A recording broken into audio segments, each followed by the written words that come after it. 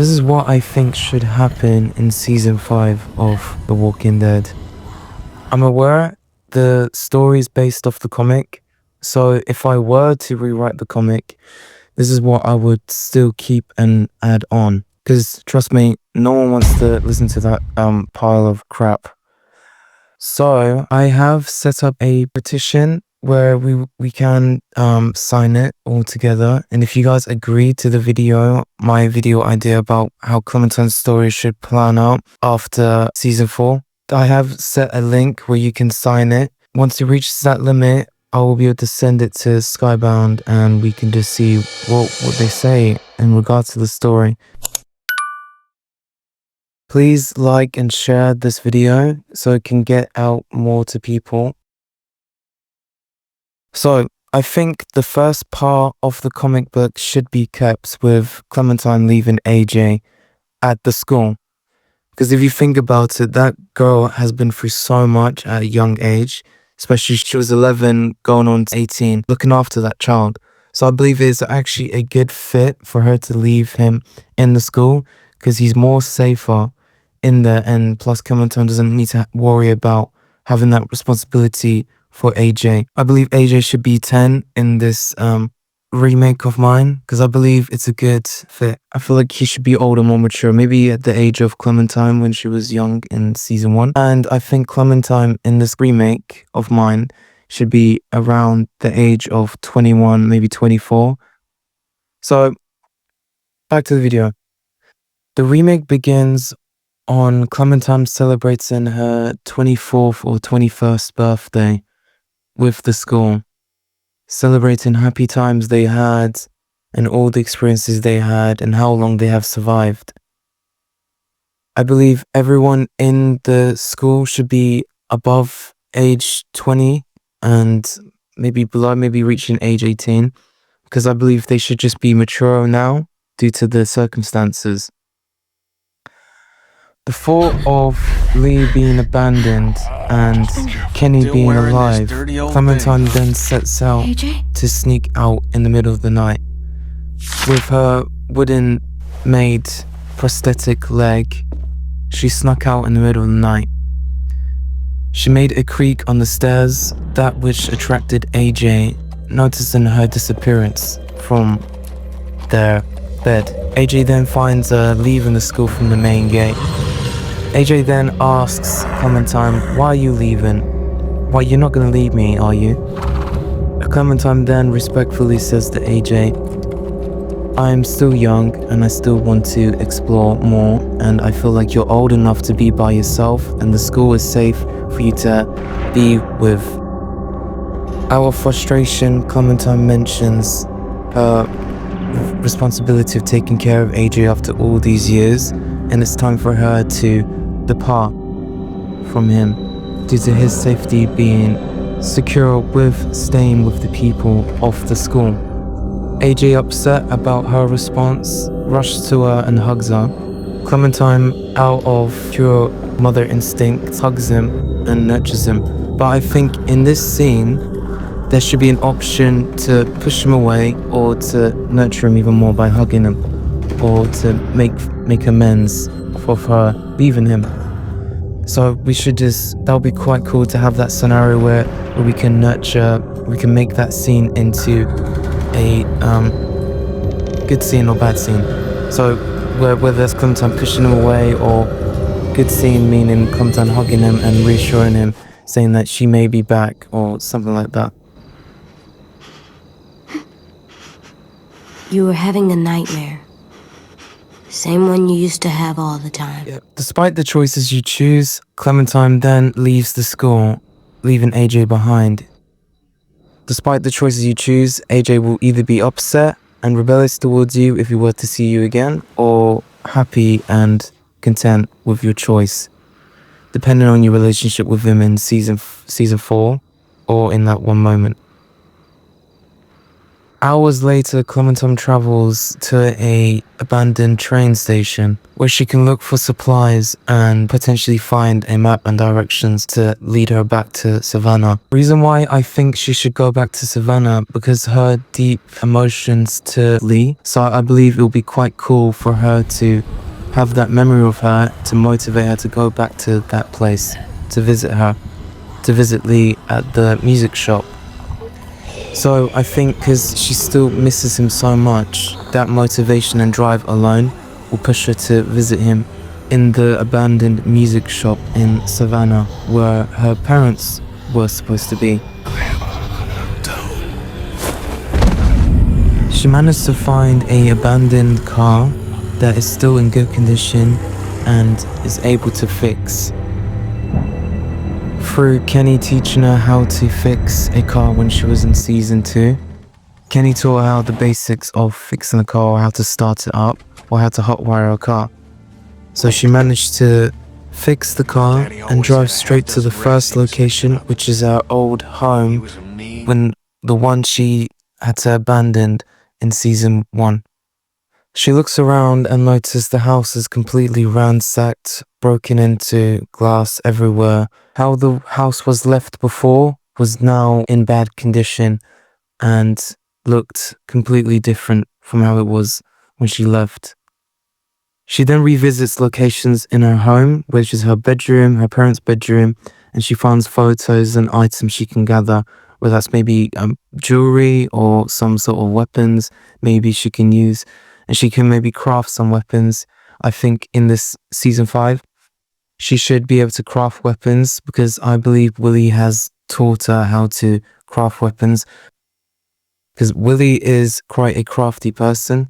He crafted that bomb with James and also created that prosthetic leg she's currently walking with right now. So I believe with Willie's knowledge with making stuff, Clementine has learned through all the years with staying in the school and learning.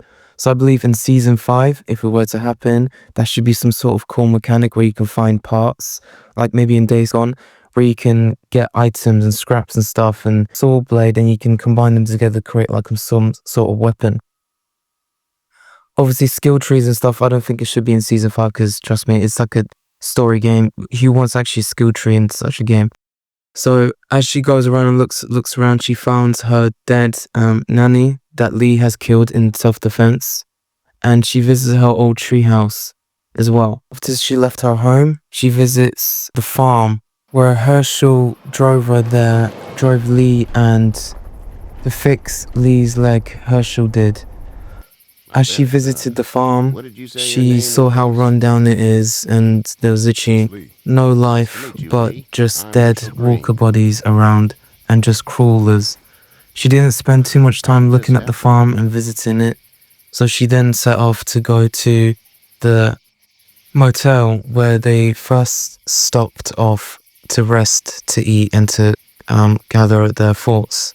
She once again looks around and sees how abandoned and how torn up the place is, and how broken everything is with scattered glass and broken pieces of wood. I think this was done due to the raiders that raided that motel. That's why Lee and everyone else had to escape, because of Ben's ties with the gang. She moves from the motel to meet the John's Dairy Farm. If you guys don't remember, this was the farm where these cannibals took people and ate them for livestock, and they would persuade them to stay with them and then eventually kill them and eat them to survive. In this section alone, she did more exploring than the other locations, so this should be a key element on gathering tools and supplies, maybe finding new weapons, and maybe crafting parts, and just looking at the overall state of how everything was. She then, as she was leaving, she saw Andy crawling towards her. Obviously, Clementine, unfazed because his legs are not working, decides to kill him, out of protection. She looks over to the barn and remembers that Danny's dead corpse should be in there. Depending on your choice, whether you killed him or not, I think that should be different. Maybe he would be walking about, or he would be crawling about because his leg was damaged, I think, if I remember correctly. If you chose to kill Danny, he would be a zombie still stuck, impaled into the hay, making moans like how a normal zombie would. And Clementine would just either be given a choice to end him or walk away so he can suffer like that. But I think there should be good detail on how much time went from how she was younger compared to how she was. So imagine there has been an 8 years gap between when she was 8 to when she's 18 or 21 or 24. So there should be some sort of wear and tear from all the years of them rotting and decaying and stuff. So obviously I don't think the choice of killing them should be mandatory. So it should be just optional, like an option you can click to inspect him and to kill him. She sees the 2 wooden barn doors opened due to the previous turns of events where Lee and Kenny have escaped to take back their family and to protect them. She then walks into the refrigerator and then she sees Larry with the salt lick on his head from Kenny killing him with it. In the view, she then sees a zombie eating Larry, and you can see Larry's already been rotten and decayed from all those years. There's not really that much there to be eaten from the zombie, but you can still see the zombie still chewing on him. The zombie then notices her and attacks her.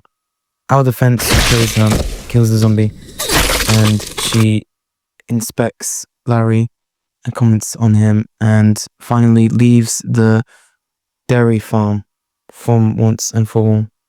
As she's driving to the next location, I feel like we should be given the option to drive the car. Obviously, maybe steer it a little bit and to accelerate and to decelerate, and maybe given the option to stop by to collect some supplies or to just look around the road. But as she's continuing on down the broken road, she then has flashbacks from all those moments, seeing people die, being killed, Larry's head being crushed, and so on and so forth. Oh, and plus I would like to mention, when in the dairy farm, I forgot to add this in the dairy section, in the dairy farm, she looks at the table and she still sees the rotten piece of human meat on the table. Depending on your choice, whether you stopped her from eating it or not, she would comment, "Thank goodness Lee stopped me," or "Gee, I can't believe I ate Mark for dinner," and blames Lee for not stopping her sooner. So depending on your choice, whether you stopped her or not, there should be some sort of variety of options on how she would respond to inspecting the table. And for the background of the house, because she sneaked into the house because it's overrun with walkers and stuff, it's up to you to clear it out or not. There should be like little scenes where you can see zombies walking outside the house, just to add some sort of like scares to the situation. As she's driving down the broken road and having these flashbacks, it gets too overwhelming that she has to stop and reflect. She gathers her thoughts and then sets off. She noticed the car was running out of petrol, so now you've been given the task to find fuel for the car, and whether that's recycling it or just gather fuel to replenish the car. After you're tasked with fuel in the car and you've completed it, Clementine drives to the location, which is Savannah, where she meets the crucial points where she met Molly and everyone in Crawford that were alive, aka Vernon, Bree, and so on. She circles back to the house, where obviously she has to go by foot because the car can't enter in. So she has to abandon the car to pursue the locations. She visits the old house, which was the mansion they first stopped, and they recouped their thoughts and stuff, and where they found that zombie child in the attic. Stay here. After exploring the mansion, she then sets off to the shore area where she first met Molly. In this area, I like the feature where you could look into the scope to look at the view. So it would be quite cool. She could go around to find a penny or to look at the view if it still works or not. Obviously, it shouldn't be mandatory, because why would a game lock someone into a specific location because they can't find a penny to look outside to the view, you know? She's noticed she's running low on supplies and her weapons are breaking. She then remembers there was a school which they went to find supplies like an engine, fuel, and etc. Because the school was still overrun with walkers and pretty much everything's been ransacked from over those years. She finds it hard to find supplies, but still it's a great location to get supplies and to be organized on her trip to other locations. She then visits the music shop. In the process of visiting, she then sees her parents on the ground, just there with shallow moans of grief and pain. She obviously was shocked and traumatized to see her parents in that state and of them being rotten and stuff. So I believe there should be an option, mandatory option, to ease them of their suffering, because now she's more stronger, she's more older, and she can finally relieve them.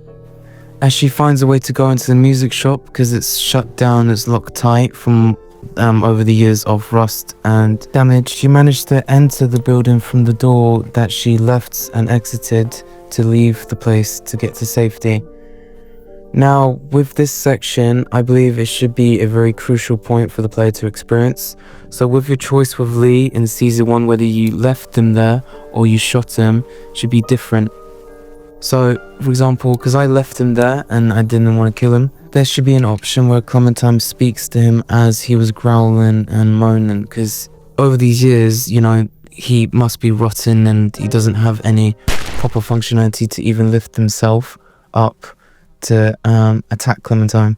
So she's just there face to face with him, like an inch, conversating and sharing moments and just talking to him like he was there, even going as far as crying and being in grief of what happened and how much she feels sorry. There should be an option to spare him, which means kill him, or to leave him. After you're done with the music shop, she returns back to the car, withered and sad and sobbing all over due to her experience with Lee at that moment and everyone else she has visited. As she walks to the car, she noticed someone messing with the car, trying to start it or trying to get scraps from it. She yells at him.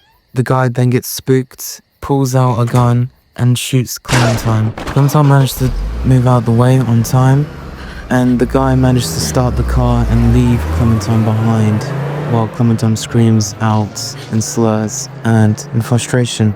Hours has passed since that altercation, and she's left walking on the broken road, shivering and cold and hungry, as she has flashbacks from the past and what she has experienced so far in her life. As she walks, she hears crackling in the woods and smoke coming from the trees, signifying there's a camp nearby or there's a campfire. She decides to check whether there's anyone around.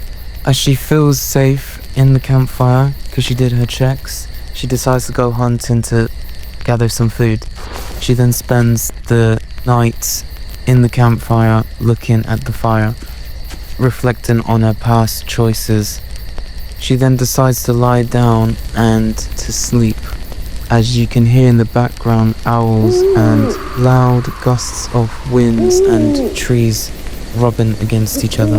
In the next scene, she should wake up with the sun in her face and the birds chirping, and with the feeling of someone kicking her in the leg. She then wakes up with her eyes open to again pointed at her face.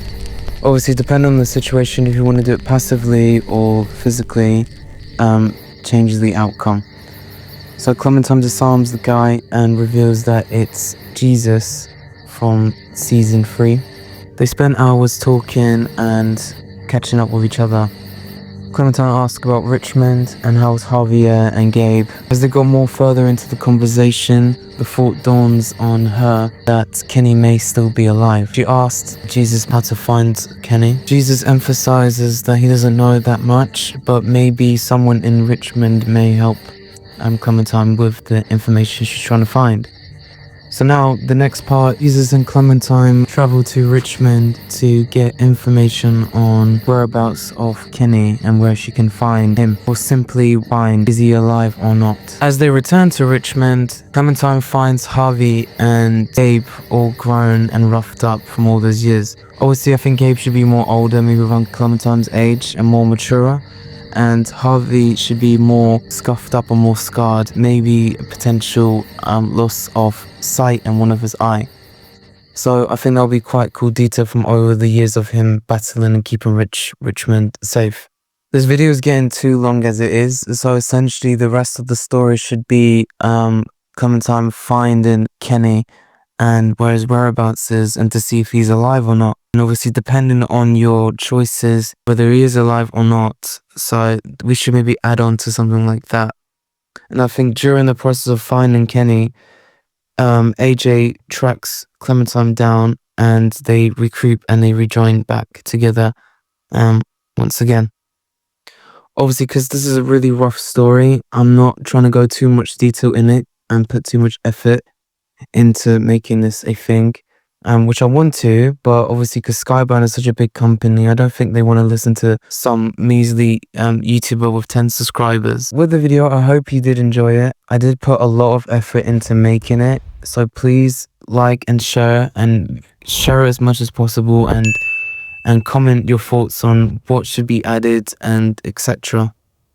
So yeah, if you like this remake and adaptation and everything that I made in this video, please be sure to subscribe and yeah. And please be sure to sign the petition below, linked below, where we can potentially make this a thing and we can scrap the other story with Tilly Weldon. Obviously, I believe the writer of the recent comic book doesn't know nothing about the full story or hasn't even played the game in itself. But I don't know, what are you guys' thoughts? Please leave them in the comments below and please like and share this video as much as possible.